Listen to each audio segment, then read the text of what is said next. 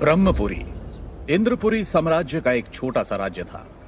इंद्रपुरी साम्राज्य के राजा नागार्जुन एक महान राजा थे जो हर साल अपने साम्राज्य में एक मुकाबला करवाते थे, जिसमें अपनी शक्ति और सामर्थ्य पर भरोसा करने वाला हर योद्धा भाग लेता था। इस मुकाबले के बाद उन योद्धाओं को पूर्वजों की गुफा में जाने का मौका मिलता था। आज से ठीक 3 दिन बाद यह मुकाबला था, जिसमें राज्य और उसके आसपास के दल के लीडर्स और उनके मेंबर्स के बच्चे भी भाग लेने वाले थे। यही वजह थी कि राज्य की सड़कों और बाजार में भारी मात्रा में भीड़ और चहल पहल थी। उसी समय आसमान से एक आग का गोला तेजी से नीचे गिरता हुआ आ रहा था, जिससे आसपास का वातावरण भी गर्म होने लगा। सड़कों पर मौजूद लोग आसमान से जमीन की ओर आते इस खतरे से अनजान थे। किसी का भी ध्यान आसमान की ओर नहीं था, क्योंकि सभी अपने कामों में व्यस्त थे। अचानक विद्युत नाम का एक लड़का जोरों से चिल्लाया, वो देखो, सूरज नीचे आ रहा है। उसकी इस बात पर वहां मौजूद लोग उसका मजाक उड़ाते हुए बोले, अरे देखो, ये पागल क्या कह रहा है, कभी सूरज भी नीचे आता है भला। उस आदमी की बात सुनकर बाकी लोगों का ध्यान भी उस लड़के पर गया और एक दुकानदार बोला, ए पागल, चल भाग यहाँ से, सुबह सुबह काम खराब करने आ गया। इस पर वो लड़का बोला, पागल नहीं हूं मैं, बल्कि तुम सब मूर्ख हो। मेरा नाम विद्युत है, मैं तो चला, अभी तुम्हें भी यकीन हो जाएगा, एक बार ऊपर तो देखो। ये सुनकर वहां खड़े लोग हंसने लगे और उसकी बात पर ध्यान न देकर अपने काम करने लगे। ये देखकर वो लड़का बोला, मूर्ख हैं सब, चलो मुझे क्या। उसने एक बार फिर आसमान की तरफ देखकर कहा, अगर जल्द ही कुछ नहीं किया गया तो ये सभी लोग मारे जाएंगे। ये ख्याल आते ही वो तेजी से मीनार की ओर दौड़ा। मीनार एक घंटा घर की तरह था, जिसमें एक अग्निकुंड था। खतरे का आभास होते ही अग्निकुंड में आग लगाकर राज परिवार और ताकतवर वीरों को सूचना दी जाती थी, ताकि वो खतरे का सामना कर सके। वो लड़का यानी विद्युत तेजी से मीनार की ओर दौड़ा, पर अचानक सामने का नजारा देखकर उसके कदम रुक गए। विद्युत ने अपने मन में कहा, अगर मैंने इन सैनिकों को बताया तो ये लोग भी मेरा मजाक उड़ाएंगे, जैसे बाजार में उड़ाया गया था। मुझे इनसे छुपकर जाना होगा। ये सोचकर वो मुस्कुराया। फिर उसने अपने झोले से एक लाल पाउडर निकालकर भीड़ वाले इलाके में हवा में उड़ाया और छुप गया। जैसे ही वो पाउडर हवा में उड़कर लोगों की आंखों तक पहुंचा, वहां पर हंगामा मच गया। ऐसा होते ही सैनिकों का ध्यान उस ओर गया और इस बात का फायदा उठाकर विद्युत तेजी से मीनार पर चढ़ गया। एक सैनिक ने विद्युत को मीनार पर चढ़ते देख लिया और वो चिल्लाया, ए बालक, कहां जा रहा है? रुक रुक, वहां किसी को जाने की अनुमति नहीं है, रुक जा वरना तुझे दंड मिलेगा। सैनिक जोरों से चिल्लाते हुए उसके पीछे भागा। भले ही 14 साल का विद्युत कमजोर था, पर उसकी भागने की रफ्तार बहुत तेज थी। फिर भी विद्युत अभी बालक ही था, जबकि सैनिक एक ताकतवर योद्धा था। विद्युत मीनार की बड़ी मिसाल में आग लगाने ही वाला था कि तभी उस सैनिक ने अपनी शक्ति को जागृत कर तेजी से उसे पकड़ लिया। इधर आसमान से गिरता वो आग का गोला, जो कि एक महान योद्धा था, किसी योद्धा के प्रहार से आहत होकर नीचे गिर रहा था और उसके शरीर से आग की लपटें लगातार निकल रही थी। नीचे आते हुए वो आग का गोला अब किसी इंसान की तरह लग रहा था। उसके शरीर से निकल रही आग की लपटों के कारण कोई आम स्तर का योद्धा अगर उसे देखता तो शायद वो उसे आग का गोला या उल्का पिंड ही समझता। इधर मीनार में सैनिकों ने हाथ में मशाल लिए हुए उस लड़के को मीनार की बड़ी मशाल में आग लगाने से रोका, लेकिन विद्युत ने फिर भी तेजी से मशाल को मीनार के अग्निकुंड में फेंक दिया और अगले ही पल बड़ी मशाल जलने लगी। उस मशाल के जलते ही राज्य के चारों कोनों की मशालें भी एक एक करके जलने लगी। ऐसा होते ही राज्य के ब्रह्म पर्वत से एक शक्तिशाली इंसान हवा में एक नीली शक्ति के साथ तेजी से उड़कर मीनार के पास आ गया। नीचे खड़े लोग आसमान में उसको उड़ते हुए देख रहे थे। तभी एक इंसान बोला, वो देखो, ये तो राजघराने के रक्षक महान ऋतिक वेदा हैं। दूसरे लड़के ने कहा, हाँ भाई, लेकिन ये चेतावनी की मशाल किसने जलाई? क्या किसी ने राज्य पर हमला किया है? उस लड़के की ये बात सुनकर आसपास के लोगों ने एक नजर उसको देखा और फिर सभी की नजर महान वेदा की तरफ चली गई। महान वेदा मीनार के सामने आकर रुक गए और हवा में स्थिर हो गए। महान वेदा का चेहरा एकदम शांत था। उन्होंने कहा, क्या तुम मुझे बताओगे ये चेतावनी की मशाल किसने जलाई? अचानक उन्हें हवा में गर्मी का एहसास हुआ और उन्हें माजरा समझ आ गया। वो बिना सैनिकों का जवाब सुने आसमान की तरफ उड़ गए और उन्होंने तेजी से हवा में गिरते हुए उस ताकतवर इंसान पर अपनी बर्फीली शक्ति से प्रहार करके उसे हवा में गिरने से रोक दिया।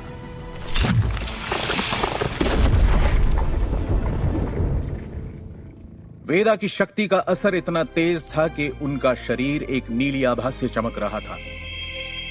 उनके शरीर से शक्तियां लगातार ऐसे निकल रही थी जैसे वो बहती हुई शक्तियों का कोई महासागर हो। ऋतिक वेदा एक जलमूल शक्ति के योद्धा थे। उनका स्तर एक एलिमेंट गॉड का था।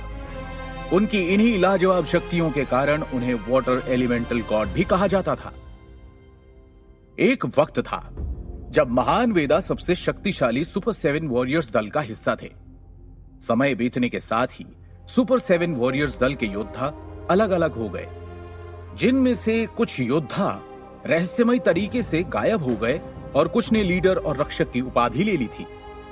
जैसे ही इंद्रपुरी साम्राज्य के रक्षक महान ऋतिक वेदा ने उस अग्नि शक्तियों से घिरे आदमी को बचाया, वैसे ही उस बूढ़े आदमी की शक्ति को महसूस कर वो समझ गए कि वो कौन था। ऋतिक वेदा ने अपनी आंखों को सिकोड़ते हुए उस बूढ़े आदमी को देखा और गंभीर होकर हल्के खींच भरे भाव में बोले, तुम क्या कभी एक जगह आराम से नहीं रह सकते? नीचे जमीन पर खड़े लोग ऋतिक वेदा और उस बूढ़े आदमी को हैरानी से देख रहे थे। तभी एक लड़का जो कि योद्धा के कपड़े पहने था, वो गुरूर भरी आवाज में अपने साथ खड़े मित्र योद्धा से बोला, देखना, लीडर रक्षक वेदा इसको अच्छा सबक सिखाएंगे। तभी उस लड़के का मित्र योद्धा बोला, मुझे ऐसा नहीं लगता। अगर ऐसा होता तो अब तक एक खतरनाक लड़ाई शुरू हो चुकी होती मेरे दोस्त, क्योंकि मुझे वो बूढ़ा आदमी कपड़ों और उसके शरीर से निकलती शक्तियों से कोई मामूली आदमी नहीं लग रहा है। वरना वो इतनी ऊंचाई पर क्या कर रहा था, बताओ? ऐसा कहते हुए वो अपने दोस्त को हैरान करने में कामयाब हो गया था। इधर एक सैनिक हैरानी के साथ आसमान में देख रहा था और विद्युत को कसकर पकड़े था। जैसे ही विद्युत ने देखा कि सैनिक का ध्यान उस पर नहीं है, तो वो उसे धक्का देकर वहां से भाग गया और भीड़ में जाकर छुप गया। विद्युत ने ये इतनी तेज रफ्तार में किया कि जब तक सैनिकों का ध्यान उसकी ओर जाता, उनकी नजरों के सामने बस सैकड़ों लोगों की भीड़ थी। उस सैनिक ने जब उस लड़के को चालाकी से अपने हाथों से निकलकर गायब होते देखा, तो उसका गुस्सा चरम सीमा पर पहुंच गया। वो गुस्से में कहने लगा, यह लड़का तो बहुत तेज निकला। अगली बार ये मीनार के आसपास में दिखा तो देखना मित्र, मैं उसके हाथ काट दूंगा।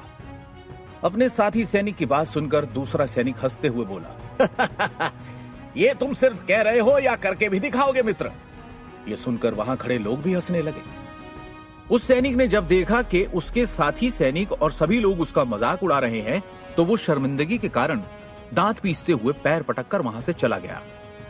उधर आसमान में ऋतिक वेदा और वो बूढ़ा आदमी बात कर ही रहे थे कि तभी एक तेज और ताकतवर शक्ति उनके पास आकर रुकी। अचानक वहां आई खूबसूरत पंखों वाली उस लड़की को देखकर ऋतिक वेदा और उस बूढ़े आदमी का ध्यान उस ओर चला गया। उस लड़की को देखकर उस बूढ़े आदमी ने शातिर मुस्कुराहट के साथ कहा, ये लो, आ गई मुसीबत। मैं इसी से बचकर भाग रहा था। न जाने इस खूबसूरत लड़की को मुझ बूढ़े आदमी से इतना लगाव क्यों है।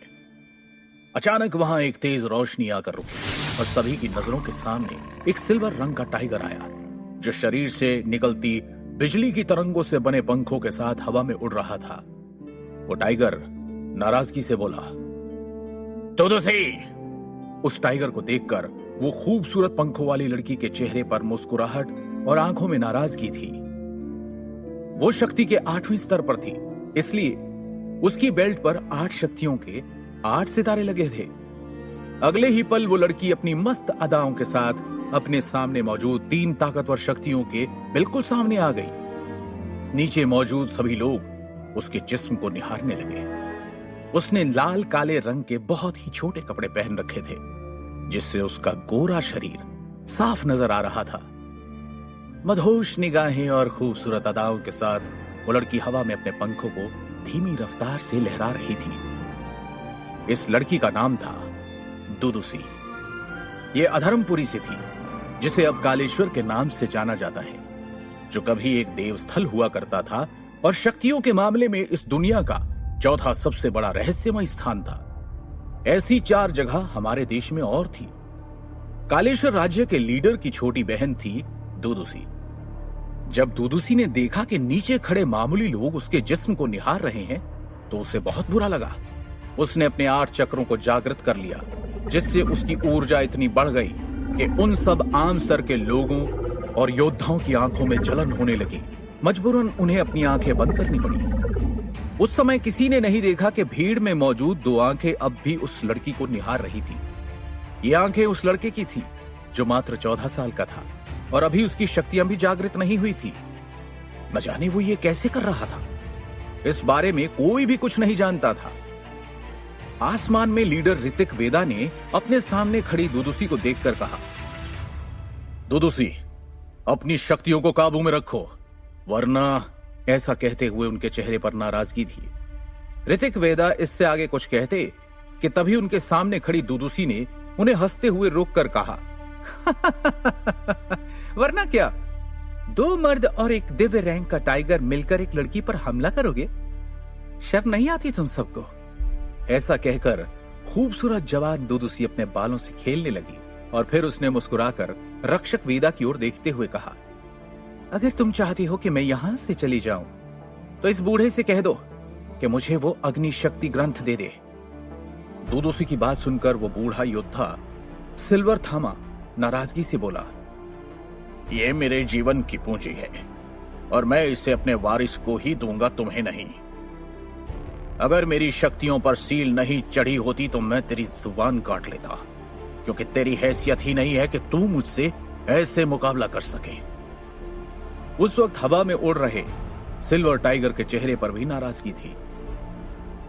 सिल्वर थामा की बात सुनकर दुदुसी मुस्कुराकर बोली, देखो, मेरे पास वक्त नहीं है। मेरे लीडर ने मुझे आदेश दिया है कि मुझे इस ग्रंथ को किसी भी कीमत पर हासिल करना है। इसलिए लीडर ऋतिक वेदा, आप मेरे रास्ते में ना आए, वरना मैं इन सबको अंधा कर दूंगी।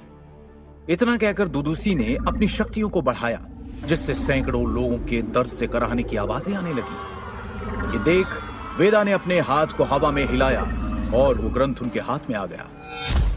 उन्होंने मुस्कुराते हुए वो ग्रंथ दुदुसी को दिखाया और जमीन की तरफ दूर फेंकते हुए कहा, अच्छा, अब तुम इन आम लोगों को निशाना बना रही हो, तो जाओ इन्हीं लोगों के बीच से वो ग्रंथ ढूंढ कर ले लो। जब दुदुसी ने देखा कि वो ग्रंथ भूमि की ओर गिरने लगा, तो वो अपनी शक्तियों को वापस लेने लगी ताकि वो उस ग्रंथ को देख सके। लेकिन इस वजह से शक्तियों का असर लोगों से हट गया और लोगों को राहत मिल गई। इससे पहले कि दुदुसी उस ग्रंथ के पीछे भूमि पर जाती, रक्षक वेदा ने अपनी शक्तियों की मदद से एक सील बना दी, जिससे पूरे इंद्रपुरी साम्राज्य के ऊपर एक कवच बन गया। जिसे देख दुदुसी ने नाराजगी से कहा, क्या तुम मुझसे मुकाबला करना चाहते हो? लेकिन तभी उसकी आंखों में खौफ नजर आने लगा, क्योंकि मौके का फायदा उठाकर बूढ़े थामा ने भी हवा में हाथ लहराया और उनके हाथ से निकली शक्तियों ने एक बड़े धनुष का रूप ले लिया और उसका निशाना था दुदुसी।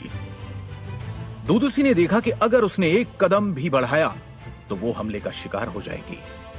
वो समझ रही थी कि भले ही उसकी शक्तियों का स्तर उसके सामने खड़े दोनों योद्धाओं से ज्यादा था, लेकिन अगर दोनों योद्धा मिलकर उससे लड़ने लगे तो शायद वो बुरी तरह से जख्मी हो जाएगी। इसी कारण वो परेशान हो गई। अचानक उसका ध्यान सामने की ओर गया। रक्षक ऋतिक वेदा ने अपने चक्रों को जागृत करके अपने शरीर का रूप बदल लिया और एक बड़े ही भयानक शेर के रूप में आ गए। उनके शरीर से भयानक और ताकतवर शक्तियां निकलने लगी। ऋतिक वेदा ने नाराजगी से कहा, इससे पहले कि मैं अपने समझौते को भूल जाऊं, चली जाओ यहां से। जब दुदुसी ने देखा कि वो बुरी तरह से फंस चुकी है तो वो घबराने लगी, पर उसने अपने चेहरे पर यह भाव नहीं आने दिया। वो बोली, रुको, मैं जा रही हूं, मैं हार मानती हूं, पर ध्यान रखना मैं लौटूंगी जरूर। और जब मैं लौटूंगी तो इस बूढ़े और उस ग्रंथ दोनों को साथ ले जाऊंगी। ऋतिक वेदा उसकी धमकी सुनकर इतना नाराज हो गए कि वो आगे बढ़ते हुए बोले, हम दोनों मिलकर इसे अभी खत्म कर देते हैं। उनके शरीर से शक्तियां बाहर निकलने लगी, लेकिन तभी उनके कदम पीछे खड़े बूढ़े थामा की आवाज सुनकर रुक गए। बूढ़े थामा गंभीर आवाज में बोले, हम उसे नहीं मार सकते। अगर हमने ऐसा किया तो एक महायुद्ध होगा और वो आएगा जिसका सामना भले ही हम सातों मिलकर कर ले, लेकिन एक बार फिर हजारों लोग मारे जाएंगे। इसलिए इसे जाने दो। ये देख ऋतिक वेदा, जो कि एक शेर के रूप में थे, तेज दहाड़ के साथ अपनी भारी आवाज में बोले, जाओ, चली जाओ यहां से, इससे पहले कि मेरा मन बदले। कहां गायब हो गया था वो लड़का विद्युत? क्या है उस अग्नि शक्ति ग्रंथ में? क्या दुदुसी फिर से लौट कर आएगी? जानने के लिए सुनते रहिए रहस्य, रोमांच और फैंटेसी से भरपूर कहानी ब्रह्म योद्धा द डिस्ट्रॉयर, सिर्फ पॉकेट एफएम पर।